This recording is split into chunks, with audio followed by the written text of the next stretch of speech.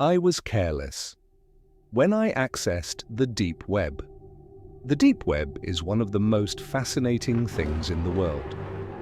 Not because it makes people happy or anything like that, but because it's a place where people can truly be themselves. You can express your opinions freely, buy what you want, and indulge in what you like. When you're on the deep web, you have complete freedom. The deep web has always intrigued me, and at the time this story took place, I was in college. Many people at my school were actively using the deep web at that time. It was almost like a trend.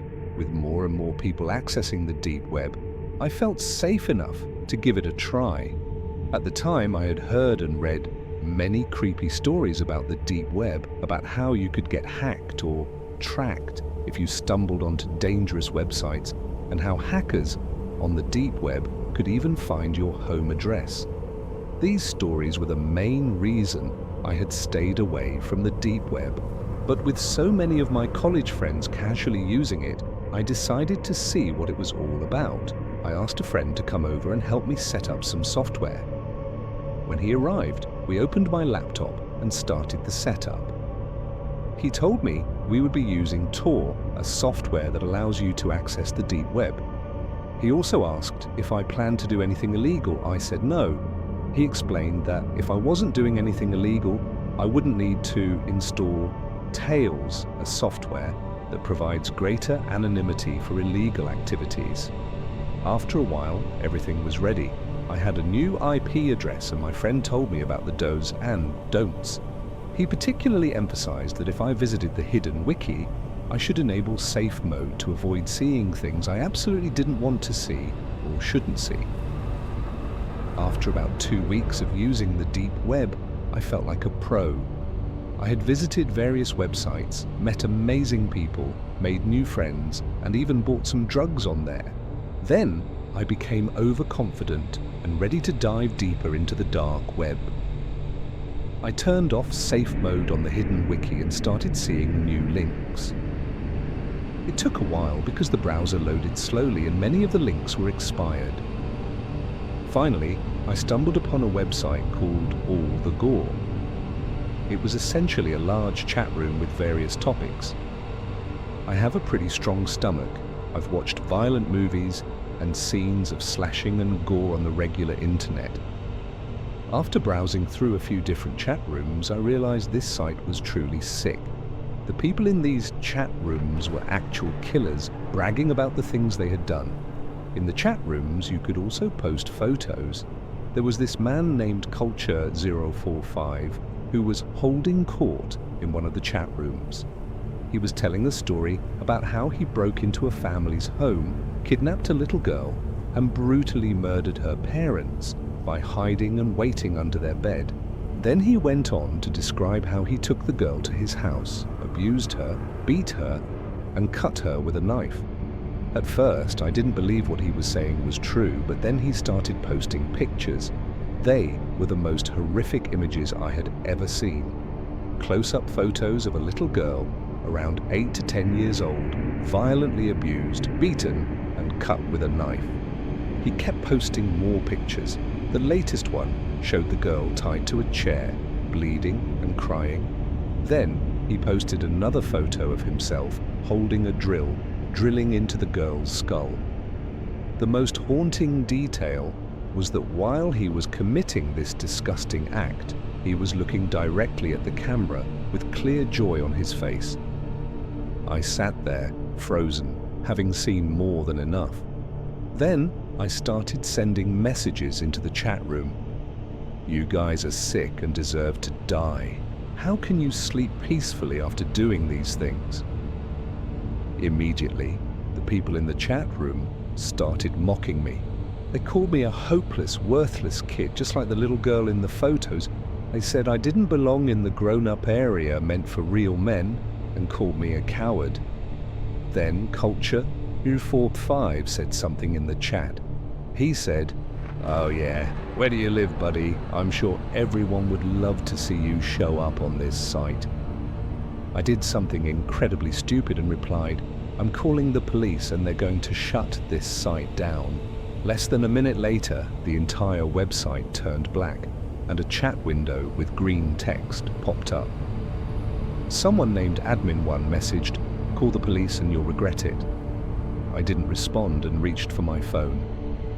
What happened next still haunts me to this day.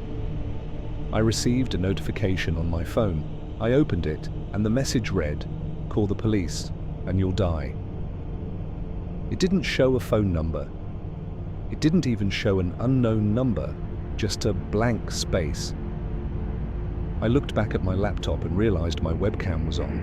I quickly ran to cover it, but I saw a photo of myself looking at my phone on the screen. I was shocked and froze for a moment. That's when Admin1 messaged again, "Put the phone down now and uncover the webcam." I put the phone down but didn't uncover the webcam. Then he messaged again, "Fine, keep it that way." Right after, he posted my real name, age, and home address in the chat and said, "It'd be a shame if you and your friends went missing, wouldn't it?" I followed his instructions and uncovered the webcam. He then told me to follow his steps so I could never access the site again. I followed every step he instructed, and after I finished, I received another message saying, "Now don't try to come back." Like before, it didn't show a phone number. I borrowed my friend's phone to call the police, but they could never find the website. If you access the deep web, remember not to explore too deeply, especially without specialized software to protect yourself. I was a foolish kid, and only hope no one else makes the same mistake I did. I moved to a new place and changed all my personal information, but I still have nightmares about it. I was deeply traumatized by what happened. The police tried to find the website, but all efforts failed. I had found the site just by browsing and clicking random links. It was pretty hopeless to continue the search. The police told me I should change my personal information and move in with a friend. After changing nearly all my personal details, I decided to move in with a friend named David. David is a very honest and hard-working person. He never went to parties or got drunk, completely focused on his studies. He was also one of the few people I knew at the time who wasn't heavily involved with the deep web. I told him about my horrific experience, and that's why he agreed to let me stay with him. One night, we were both up late studying when my phone got a notification. I looked over to see who messaged me and saw that, like before, it didn't show a phone number. The message read, "Check your computer," and that's it, a simple request.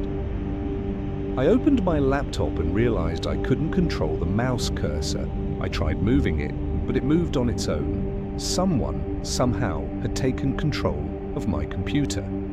I tried various commands, but none worked.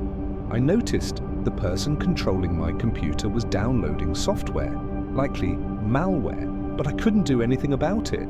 My phone buzzed again. This time, the message said, "Look out the window." I was sitting right next to a window. I didn't know which window they meant, so I looked out the nearest one.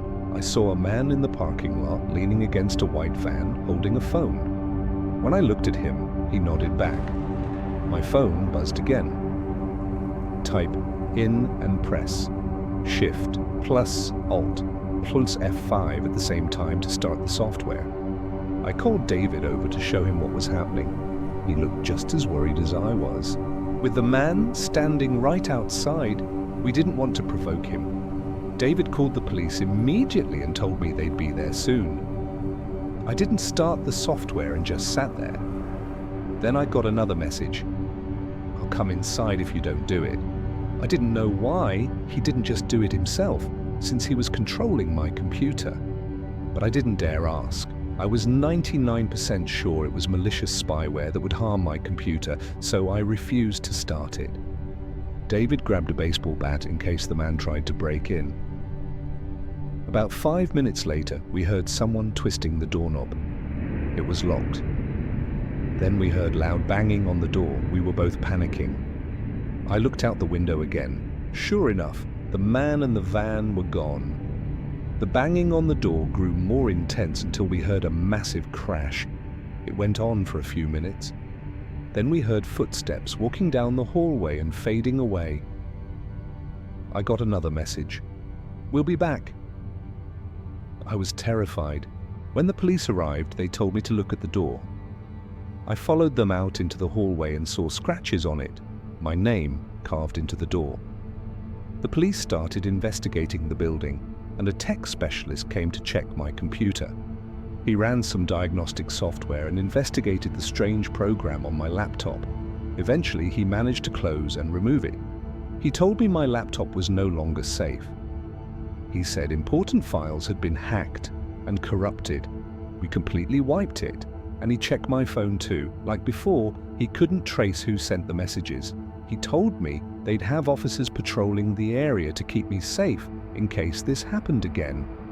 The next day, I came home from university exhausted. David wasn't home yet. I went straight to my room and lay on the bed. As I closed my eyes, I heard a rustling in my closet. I looked up, and when I didn't hear anything else, I lay back down to sleep. A few minutes later, the closet door burst open. I jumped out of bed and saw a man wearing a mask walking toward me. I ran out of the room, slamming the door behind me. I rushed to the parking lot, started my car, and drove away as fast as I could. By the time the police arrived, the masked man was gone, of course. Surprisingly, my apartment wasn't trashed. He didn't even steal anything. That night, 2 officers were assigned to monitor people entering and leaving the building, hoping to catch the intruder. I opened my laptop and noticed the wallpaper had changed. It used to be a simple photo of a bunch of green trees. Now it was a horrific image of the masked man, wearing the same mask as the intruder, holding a knife to a child's eye. He appeared to be in a small wooden house.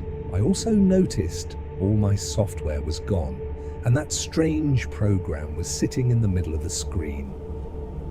I clicked on it. It was already installed. Like before, the program opened, and it looked like a live stream. I couldn't exit it. On the live stream was a boy, about 13 or 14, sitting at his computer.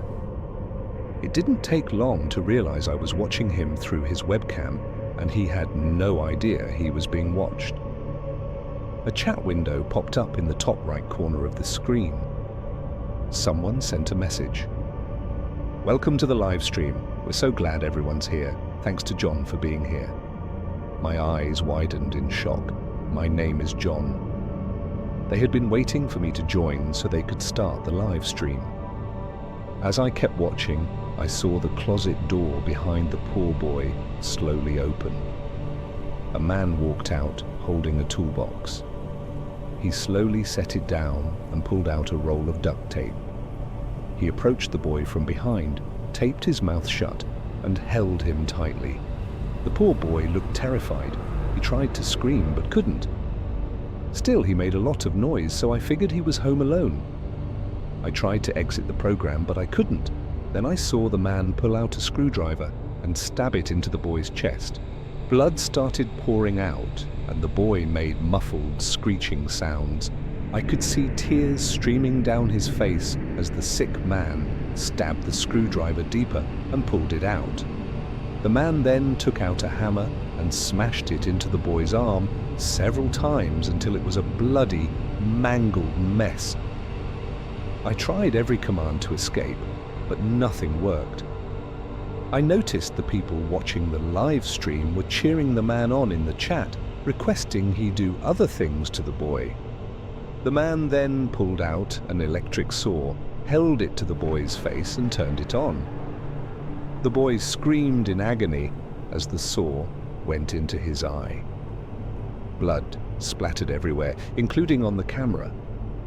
I started crying out of helplessness because I couldn't stop it. Then the man reached for the screwdriver, gouged out the boy's eye and pulled out a large knife. He slit the boy's throat and threw his body to the ground. I felt nauseous and vomited all over the floor.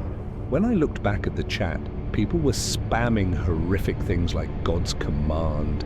That was amazing, and thanks so much for doing this. And then the program closed on its own, leaving me with that sickening wallpaper. I was sweating profusely, breathing heavily, and feeling utterly unwell. During the entire live stream, I hadn't noticed my phone receiving multiple notifications. I checked, and saw hateful and abusive messages from my family and friends. I called my mum to ask what happened, and she said, "You sent that sick, disgusting live stream to everyone." She couldn't believe I was that kind of person. Someone had already called the police. I felt even more nauseous than before. Those monsters had sent the live stream to all my family and friends, somehow making it look like I was the one who sent it. They ruined my life in just a few minutes. When the police arrived, I explained everything that happened, and they quickly clarified the situation to everyone to clear my name. This time they got serious about finding those monsters. About a month later, 4 men were arrested. One of them was Culture 045, another was Admin 1, and the other 2 were their accomplices. The website was found and shut down. I also got a new laptop and phone. I could make up some horror movie stuff, like saying I still get strange messages or hear weird noises since then, but none of that happened. They were caught, and I haven't heard anything about them since. It's good to know those sickos are now behind bars or maybe even dead. But what scares and disgusts me the most are the people who watched that live stream. Those who were there for satisfaction are still out there. There might still be many cultured 045s out there around the world. If you want to explore the deep web, you have to be extremely careful. The more cautious, the better. Let me know if you need further assistance.